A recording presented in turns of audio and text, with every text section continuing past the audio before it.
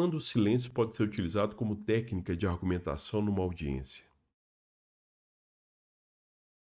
Eu fiz a pergunta para vocês, né? Como que o silêncio ou quando que o silêncio pode ser utilizado como técnica de argumentação numa audiência? Em outras palavras, quando que eu devo ficar calado e não falar nada, né?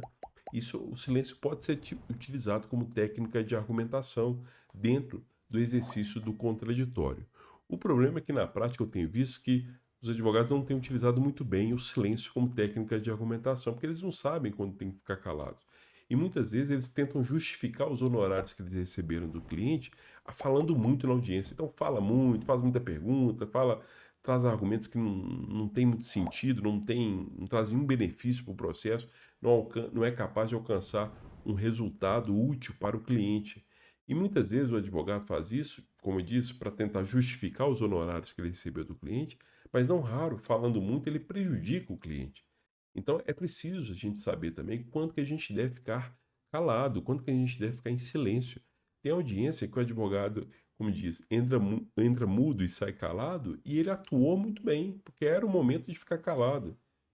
Como eu disse para vocês, o advogado vai participar de uma audiência, ele tem que estar preparado para saber para qual que é a finalidade da audiência e saber muito claro qual que é o mérito da ação, saber qual que é a função dele naquela audiência, qual que é o objetivo específico daquela audiência, já que a audiência é um ato procedimental e o ato procedimental tem um objetivo técnico, ele objetivo atingir um resultado útil. Além disso, né, o advogado também tem que saber as alegações controvertidas, sobre o que as partes divergem. Isso tudo é muito útil antes dele ir para a audiência, para ele saber como que ele deve se comportar de forma adequada. Então, vou dar alguns exemplos práticos aqui de quando que é útil a gente permanecer em silêncio. Então, vamos colocar assim, quando que o silêncio é uma técnica de argumentação?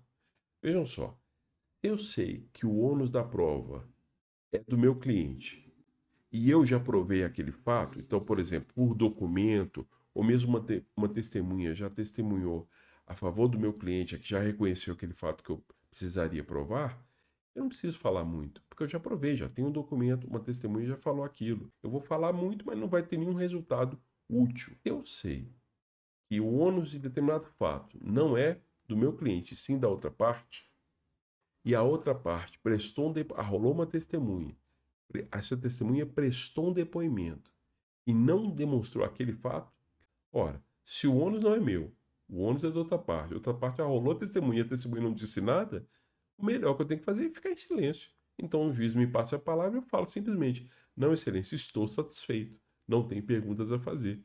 Dependendo do caso, dependendo da situação, se eu arrolei 3 testemunhas e uma testemunha já prestou o depoimento que eu queria, eu posso até requerer a dispensa das outras testemunhas.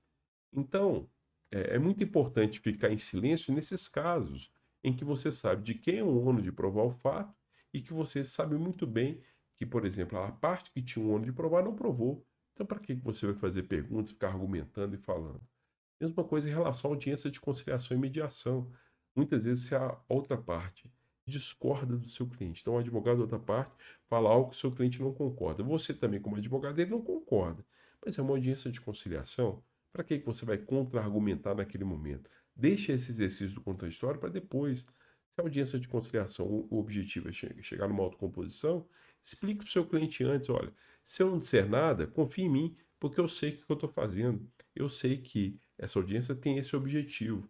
Então, o objetivo da autocomposição. Então, se a outra parte disser algo que você não concorda, vamos ficar quietinho, vamos ficar em silêncio, deixa a outra parte falar. Não é o momento de você contra-argumentar.